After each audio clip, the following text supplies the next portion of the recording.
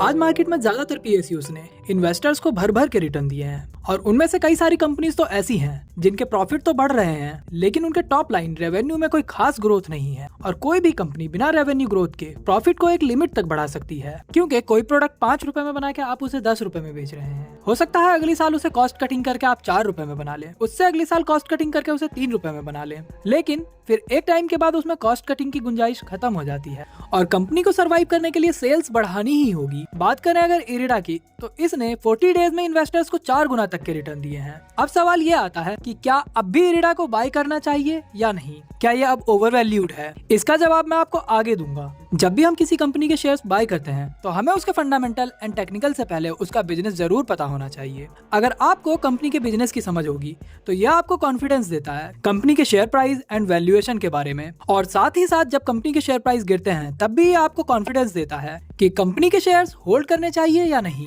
आप सिर्फ share price के बेस पर डिसीजन नहीं लेते हैं। इरिडा एक एनबीएफसी है जो रिन्यूएबल एनर्जी सेक्टर की कंपनीज को लोन प्रोवाइड करती है। ऐसे बहुत ही कम एनबीएफसी लैंडर्स हैं जो किसी पर्टिकुलर सेक्टर को टारगेट करते हो, लाइक आईआरएफसी, और इरिडा भी उनमें से एक है। लेकिन आईआरएफसी सिर्फ रेलवेज को फंडिंग करती है, क्योंकि आईआरएफसी सिर्फ रेलवे गवर्नमेंट कंपनी को फंडिंग करती है, तो इनके नेट एनपीए भी 0 है। वहीं इरिडा रिन्यूएबल एनर्जी स्पेस में गवर्नमेंट एंड प्राइवेट प्लेयर दोनों को फंडिंग करती है। लेकिन इसके अलावा और भी कंपनीज हैं जो रिन्यूएबल एनर्जी स्पेस में फंडिंग करती हैं, लाइक आरईसी एंड पीएफसी। वहीं आईआरएफसी एक इकलौती ऐसी कंपनी है जो रेलवेज को फंडिंग करती है, और इरिडा के केस में आईआरएफसी जैसी मोनोपोली नहीं है। इरिडा रिन्यूएबल एनर्जी स्पेस को फंडिंग करती है solar, wind, hydro, biomass, ethanol, EV fleet, battery storage chain and battery recycling, green hydrogen, wave and tidal energy. Renewable energy sector के shares इस time पे बढ़ने का रीजन है, फर्स्ट, गवर्नमेंट की तरफ से रिन्यूएबल एनर्जी को मिलने वाला पुश, 2030 तक 50% एनर्जी रिन्यूएबल एनर्जी रिसोर्सेज से प्रोड्यूस करने का टारगेट,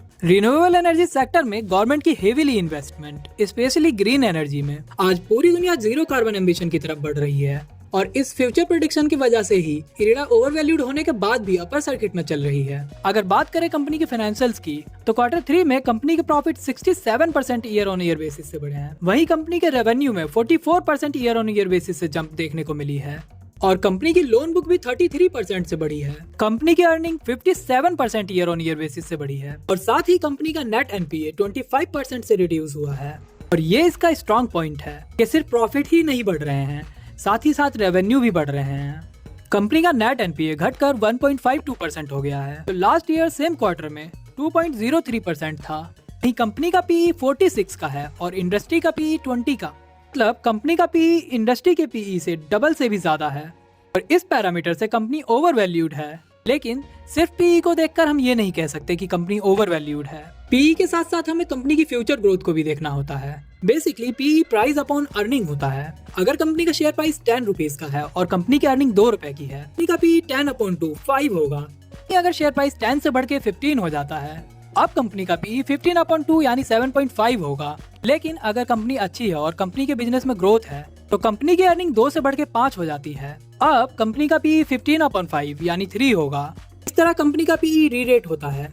इस तरह जब भी कोई कंपनी ओवर वैल्यूड होती है तो अर्निंग बढ़ने से उसकी वैल्यूएशन ठीक हो जाती है। साथ ही इरिडा के केस में ये भी देखना होगा कि कंपनी अपने वर्स्ट टाइम में कैसे परफॉर्म करती है, क्योंकि 2021 में कंपनी का नेट एनपीए 5.61% तक हो गया था, जो कि बहुत ही गलत है।